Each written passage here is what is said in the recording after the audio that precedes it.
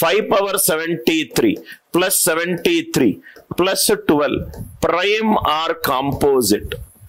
5 power 73 plus 73 plus 12 ప్రధాన సంఖ్య సంయుక్త సంఖ్య. ప్రధాన సంఖ్య సంయుక్త సంఖ్య 5 power 73 plus 73 plus 12. సేమ్ అదే లాజిక్. 5 అనేది odd number. Odd power any number, it is an odd number. Odd power any number, it is an odd number.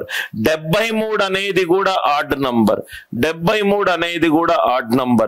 12 అనేది even number. Odd plus odd is an even number. రెండు odd నంబర్లను కూడితే right మనకు వచ్చేది even number. Even plus even is even number. Answer అనేది even number. రెండు కాకుండా ఏ ప్రధాన సంఖ్యలో రెండు తోటి డివైడ్ అయ్యే నంబర్ లేదు. కాబట్టి ఆన్సర్ ఎంత? Composite number. ఆన్సర్ ఎంత? Composite number.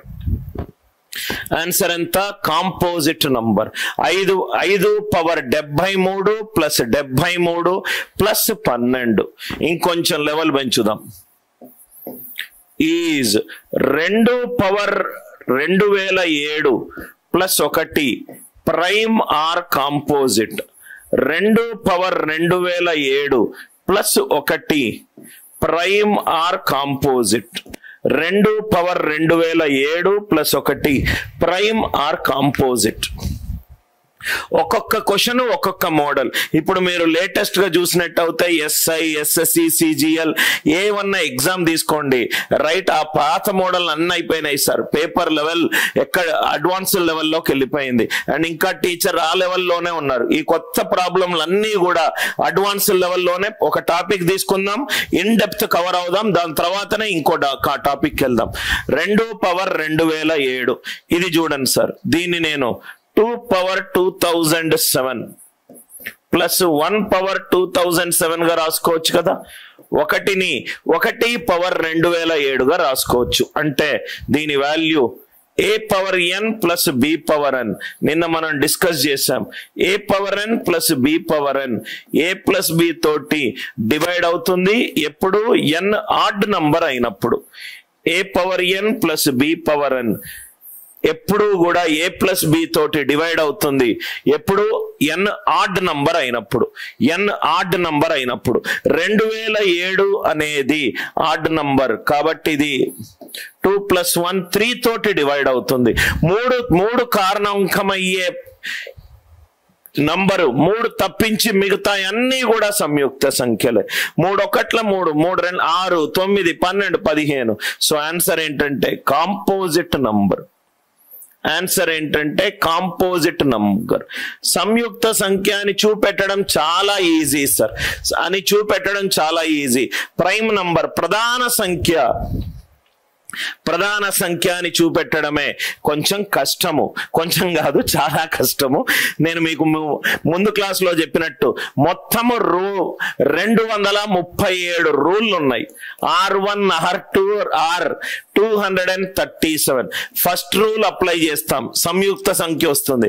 Second rule apply చేస్తాం, సంయుక్త సంఖ్య వస్తుంది.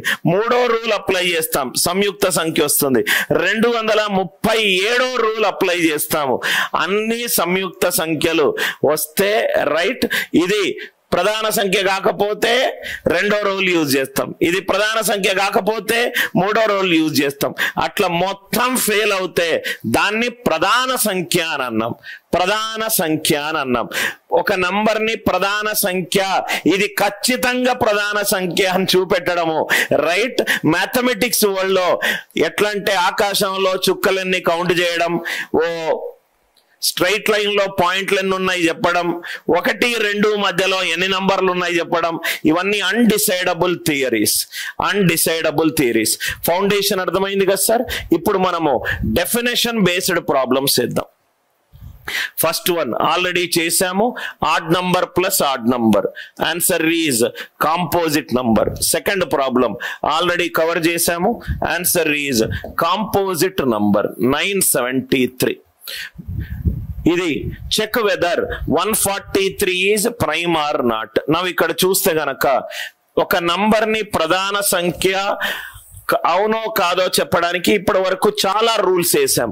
ఏం రూల్స్ వేసాం చెప్పండి, కొన్ని రూల్స్. అది ఈవెన్ నంబరా లేకుంటే ఆడ్ నంబరా చూసాం. అది ఈవెన్ నంబరా లేకుంటే ఆడ్ నంబరా చూసాం. నెక్స్ట్ ఏం చేసాము, A power N plus or minus B power N rule చేసాం ఇప్పటి వరకు.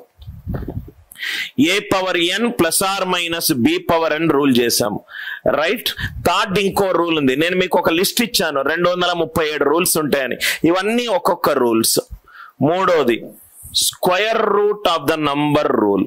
ఈ నంబర్ ఏంటంటే రూట్ 143 ఉంది, దీని స్క్వేర్ రూట్ కనుక్కోండి.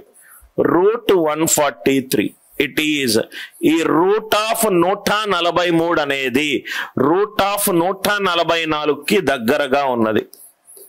అంటే దీని వాల్యూ 12కి దగ్గరగా ఉన్నది. దీని వాల్యూ 12కి దగ్గరగా ఉన్నది.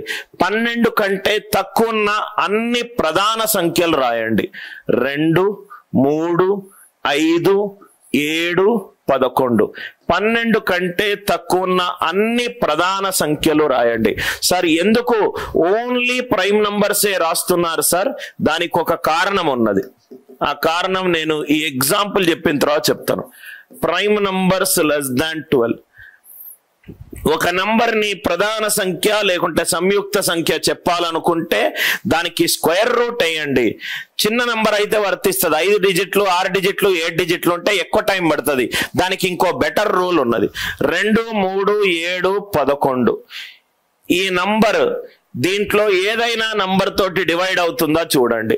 143 అనేది 11 తోటి డివైడ్ అవుతుంది. ఎందుకనంటే 11 రూల్ ఏంటంటే some of odd places minus sum of even places.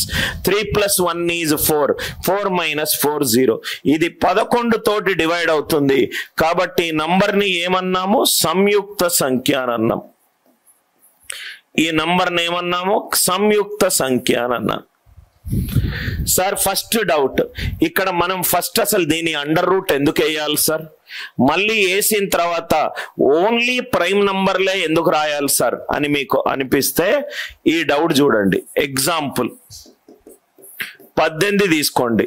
18ని divide చేసే కారణాంకాలు 18ని డివైడ్ చేసే కారణాంకాలు రాద్దాం. 1, 2, 3, 6, 9, 18. 1, 2, 3, 6, 9, 18. ఇవన్నీ 18ని డివైడ్ చేసే నంబర్లు. నా ఇక్కడ చూడండి సార్, ఇక్కడ చూడండి సార్. నేను ఇక్కడ ఒక స్లాష్ పెట్టుకుంటున్నా. సార్ ఎందుకు సార్ స్లాష్ పెట్టుకుంటున్నాం అంటే అసలు ఈ లెఫ్ట్ సైడ్ చూడండి, left side of the slash. ఒక నంబర్ 2 తోటి డివైడ్ కాకపోతే 6 తోటి ఎట్లా డివైడ్ అవుతుంది అయ్యా? ఆర్ యు ఆల్ విత్ మీ? ఒక నంబర్ 3 తోటి డివైడ్ కాకపోతే 9 తోటి ఎట్లా డివైడ్ అవుతుంది? 18 తోటి ఎట్లా డివైడ్ అవుతుంది?